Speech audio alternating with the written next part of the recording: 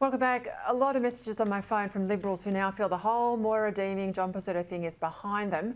The party can unite and start taking the fight up at a state level to Labor. So well done, Brad Batten. Still to come, how the activists are using the courts to avoid criminals being deported. That is still going on.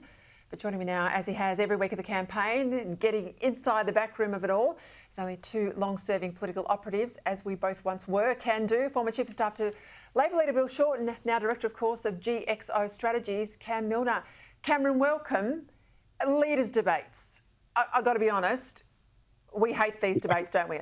They chew up so much prep time. Totally. They are a high wire act. I mean, one wrong-footed response can derail a whole day, as we saw today with the PM, those really loose comments on negative gearing. If he's not going to contemplate changing the rules on investment properties, why the slippery language? Why doesn't he just rule it out? Well, I mean, you would have thought after the Albanese voice, the simplest word for him to know is the word no. I mean, this is a guy who slips and slides all over politics all the time. And that's the problem I think voters have got. I mean, voters want these things ruled out. They don't want to vote for negative gearing. They don't want some May the 4th plan that changes our tax regime. They just want to know an honest answer. That's why, as you and I both know as Chiefs of Staff, these leaders' debates are all downside risk. There's no one who really wins these things. There's only someone who loses them.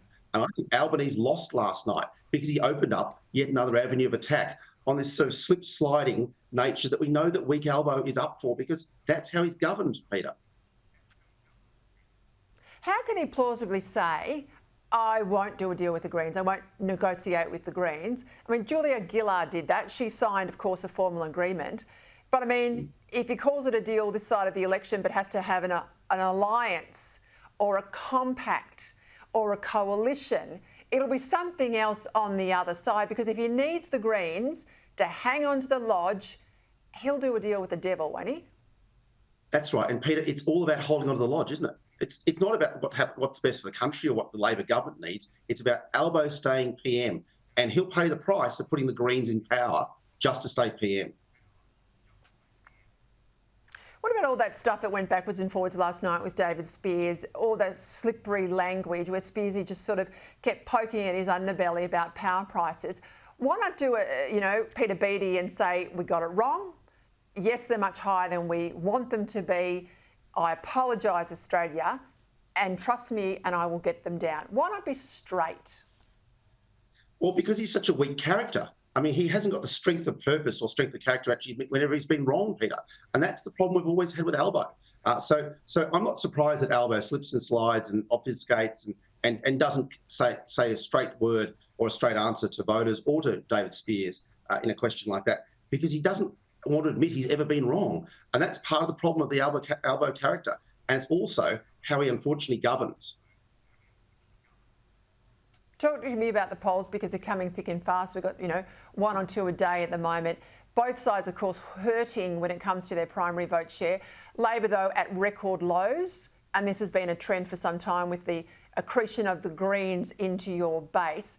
Preference flows. That's the only thing really here that's going to save Labor. There's a poll out today that's got us tracking towards a minority government. Labor, of course, in the box seat there. 14 seats we're saying are too close to call across the country. There's also an AFR poll that's got the coalition ahead on issues like immigration and defence. But let's leave that one up there on the screen for a moment. I want to make a point. That one's got the coalition ahead, immigration, defence and crime, but Labor leading on welfare, healthcare and education.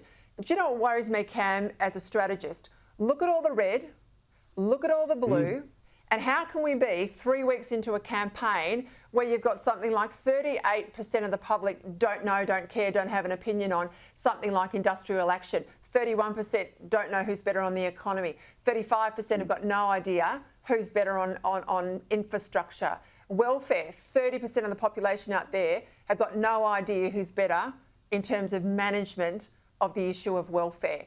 It's that grey, undecided vote that would terrify me if I was in a campaign team right now.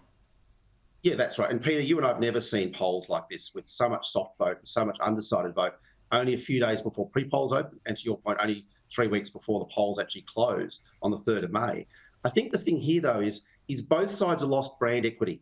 No one really knows what Labor stands for under Albanese, and Dutton hasn't really defined what the Liberals are. I mean, when I was doing Bill Shorten's work and you were doing Tony Abbott's work, everyone knew what the Liberal Party base and the Labor Party base stood for. It was a Ford versus Holden debate.